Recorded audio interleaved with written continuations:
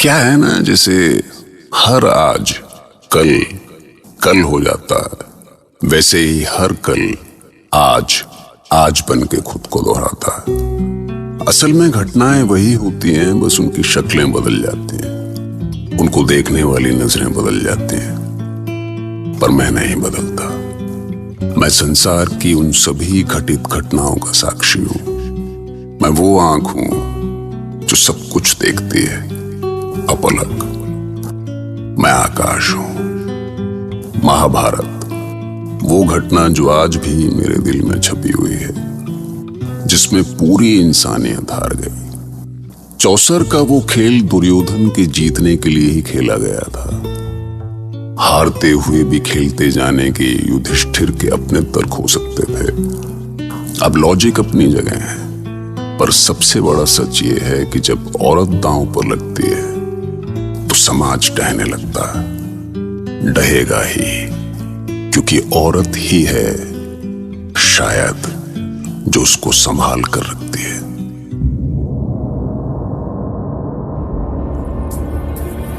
मुझे आपसे अपने प्रश्नों के उत्तर चाहिए देवव्रत भीष्म, क्योंकि आप पितामह हैं, कुरुवंश के संरक्षक हैं। ये संसार आपको धर्म के रक्षक के रूप में जानता है। क्या आपका धर्म ये कहता है कि एक स्त्री की लाज जा रही हो और आप देखते रहे? क्या आपके धर्म में किसी स्त्री की मान मर्यादा का कोई स्थान नहीं? क्या स्त्री के मान सम्मान पर ऐसे निरंकुश दुराचारी कभी भी घात कर सकते हैं और आपका धर्म मौन रहेगा? भैया, आदेश दें। आपके अपमान के लिए मैं इस पांचाली को जीवित नहीं छोड़ूंगा। आदेश दे बस। मूर्ख भांजे दुशासन, इसे जीवित नहीं छोड़ेगा तो अपमान क्या मेरा करेगा? दुर्योधन, समझाओ आपने इस मूर्खानुज को। अरे बोलने तो दुशासन को मामा, बोलने दो, जी भर के बोलने ने तो इसे। बहुत पुरानी आग लगी है इसके सीने में भी। उत्तर दीजिए पितामह। स्वयं को कुरुवंश का उत्तराधिकारी मानने वाले दुर्योधन ने अपने नीच भाई को मुझे बालों से पकड़कर इस सभा में घसीटते हुए ले आने का आदेश दिया, और आपने उसे रोकना तो दूर, सर उठाकर देखा तक नहीं। क्यों पितामह, ये कौन सा धर्म है आपका? और ये लोग मेरे पति हैं, जिन्होंने मुझे वचन दिया था कि मुझे महारानी बनाकर रखेंगे। बोलिए धर्मराज युधिष्ठिर, जुए में खुद को हार जाने के बाद तो आप दास हो चुके थे, फिर दुर्योधन के दास ने मुझे कैसे दांव पर लगा दिया? जो स्वयं दास बन गया हो, उसे कोई अधिकार नहीं कि वो कोई दांव खेल सके। ये दुर्भाग्य है भरत वंश का। सुन रहे हैं ज्येष्ठ, आपने जो भूल की है, इतिहास उसके लिए आपको कभी क्षमा नहीं करेगा। क्या हुआ? अब सच सुनने की शक्ति नहीं है आप में, पर तब पांचाली को दांव पर लगाने की शक्ति थी। मैं द्यूत खेलना नहीं चाहता था पांचाली, सच मानो मैं नहीं खेलना चाहता था द्यूत। अच्छा, द्यूत नहीं खेलना चाहते थे तो पासे क्यों उठाए, दांव क्यों लगाया? तुम्हारे कारण दुर्योधन, दो भाइयों के बीच के खेल में तुमने छल से शकुनी को शामिल किया। प्रलाप बंद कर दासी, हमें धर्माधर्म का पाठ पढ़ाती है। एक दासी के मुख से ऐसी ज्ञान की बात है। इसे रोकिए भैया, वरना मैं इसका इसी क्षण वध कर दूंगा। रोकिए इसे। शांत रहो दुशासन, शांत रहो। ये क्या करने जा रहे हो तुम? पांचाली बेचारी दासी है तो क्या हुआ? अरे भाई, दासी की पीड़ा भी सुनना राजधर्म है अनुज। तू बोल पांचाली, बोल, जितना चाहे उतना बोल, क्योंकि ना जाने फिर तू कभी बोल भी सकेगी या नहीं। अब भी मैं चुप रहा हूं भैया, अब भी सहन करता रहूं? तुमने कितना निरीह बना दिया है मुझे कि मैं अपनी पत्नी का अपमान करने वाले के सामने बोल भी नहीं सकता। सहदेव, जाओ अग्नि लेकर आओ। जिस हाथ से बड़े भाई ने पंचाली को दांव पर हारा है, आज मैं उस हाथ को ही जला दूंगा। भीम, ये क्या कह रहे हैं आप? अपने ज्येष्ठ भ्राता के साथ ऐसा व्यवहार? ज्येष्ठ भ्राता सुन सुनकर मेरी सहन शक्ति चूक गई है अर्जुन। ये तो इनका सौभाग्य है कि मैं इन्हें जीते जी चिता में नहीं झोंक रहा। मैं भी छटपटा रहा हूं भीम, मैं भी छटपटा रहा हूं। मैं भी पांचाली को इस हाल में कभी नहीं देख सकता। पर आज अगर भाई भाई बिखर गए तो ना हम बचेंगे और ना ही हमारा धर्म। भ्राता अर्जुन, सभा समाप्त हो चुकी है। अब धर्म की बातें करके आप अपने बंधुओं को दुखी ना करें। मैं अभी तक शांत था, पर सभा के हालात ने मुझे मजबूर कर दिया है। भ्राता दुर्योधन और दुशासन ने जो किया है, उसके लिए ईश्वर इन्हें कभी क्षमा नहीं करेगा।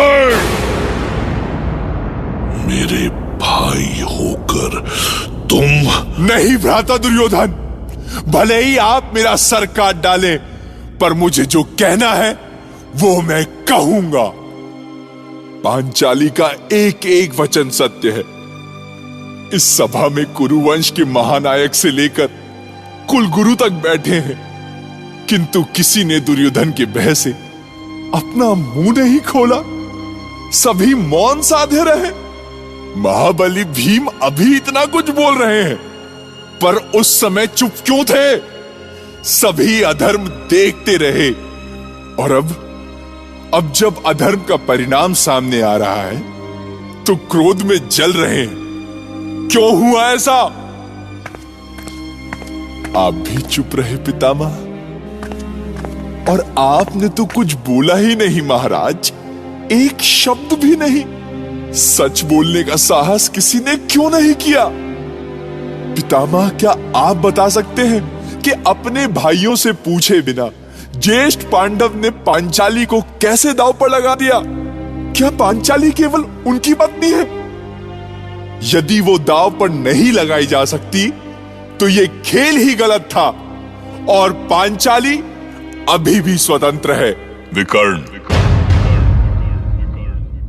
तर्कहीन बातें सुनाने से अच्छा है कि जो हो रहा है चुपचाप उसे देखते रहो।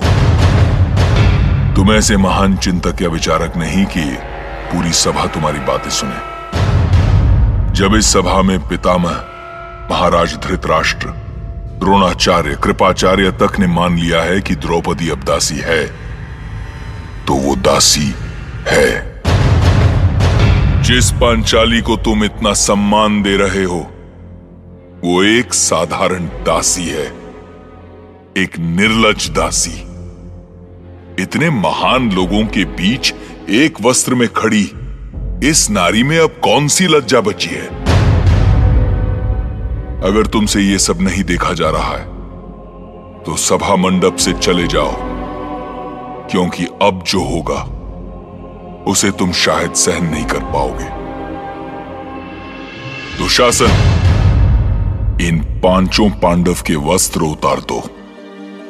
दास हो गए हैं, परंतु अभी भी राजसी वस्त्र पहनकर खड़े हैं, और इस दासी के वस्त्र भी उतार कर इसके स्वामी दुर्योधन के चरणों में फेंक दो। निर्लज्ज तुम हो अंगराज, निर्लज्ज। इस सभा में बैठे सभी निर्लज्ज हैं। इसलिए मैं इस सभा में एक क्षण नहीं रुक सकता। मैं जा रहा हूं।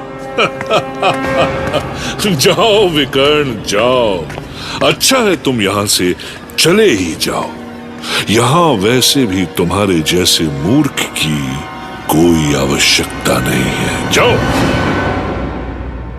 भ्राता दुर्योधन, पांडव अपने वस्त्र उतार चुके हैं, परंतु ये पांचाली अभी भी वैसे ही खड़ी है।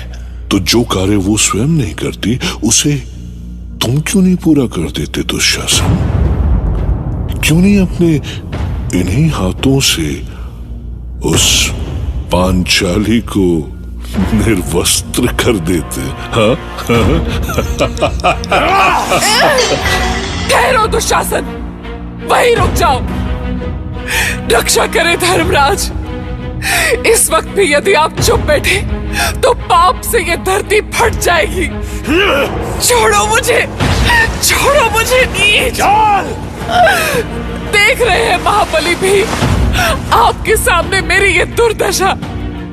किस दिन के लिए बचा कर रखी है आपने ये शक्ति? लज्जा नहीं आती आपको? आपके सामने आपकी पत्नी का चीरहरण हो रहा है। अपना गांडीव उठाओ पार्थ, मेरी लाज रखो।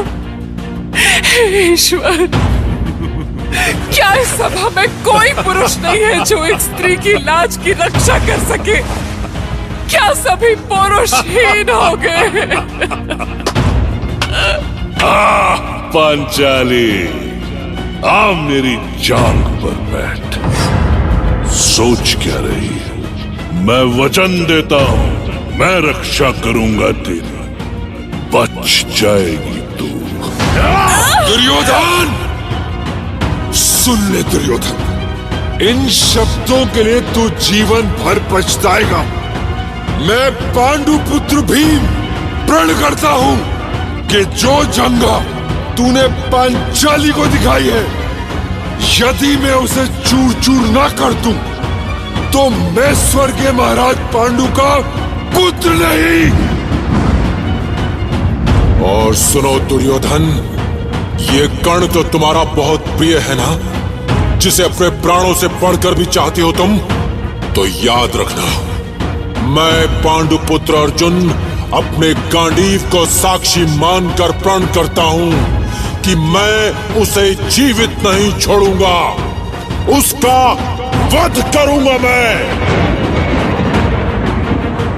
दुशासन, किसी के भय में मत आओ, निर्वस्त्र कर दो इस कलंकिनी को। मैं देखता हूं कौन आता है इसे बचाने। हाँ दुशासन, आगे बढ़ो। मजा आएगा, बहुत मजा आएगा भ्राता। मेरे केशव, मेरी लाज रखिए, मेरी लाज रखिए यदुनंदन। आइए, आइए आकर मुझे बचा लीजिए मेरे नंदलाल। मेरी लाज रखिए, मेरी रक्षा कीजिए प्रभु, रक्षा कीजिए मधुसूदन, रक्षा कीजिए गोविंद। हरे कृष्ण, हरे कृष्ण, हरे कृष्ण, हरे कृष्ण, हरे कृष्ण, हरे कृष्ण, हरे कृष्ण, हरे कृष्ण, हरे कृष्ण, हरे कृष्ण, संभवामि युगे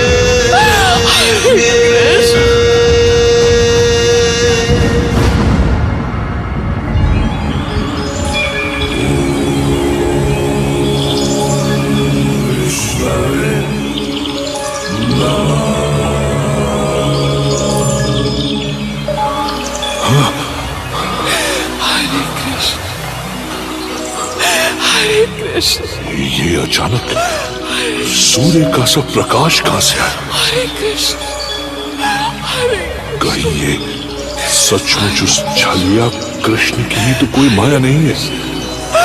हरे कृष्ण हरे कृष्ण। इसके वस्त्र का अंत नहीं होता भ्राता। जितना खींचता हूं बढ़ता जाता है। वस्त्र का ढेर लग गया है। ईश्वर, कैसी माया है ये। हरे कृष्ण।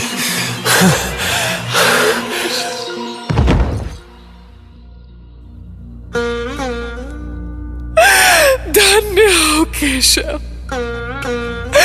तुम धन्य हो। इस संसार में यदि मेरा कोई है तो वो सिर्फ तुम हो। तुम्हारी पांचाली का प्रणाम है तुम्हें।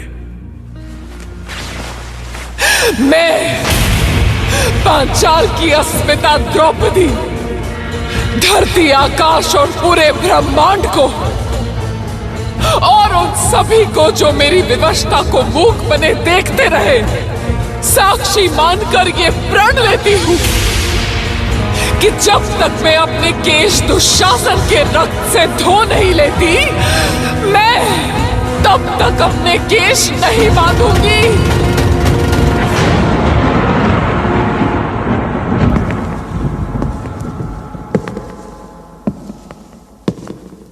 मैं सत्यव्रत भीष्म सभी को आदेश देता हूं कि अपने अस्त्र शस्त्र छोड़ दे, अन्यथा अपने बलिदान के लिए तैयार हो जाएं।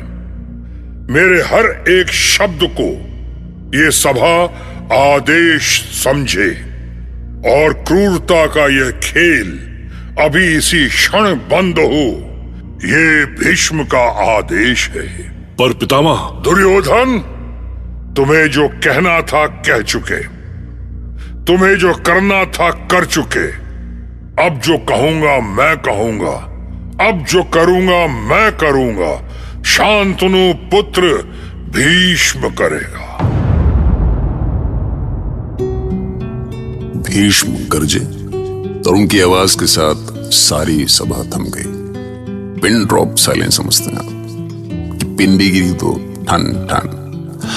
पर सवाल यह है कि जब उन्हें गरजना चाहिए था तब वो क्यों नहीं गरजे? किस बात का इंतजार कर रहे थे?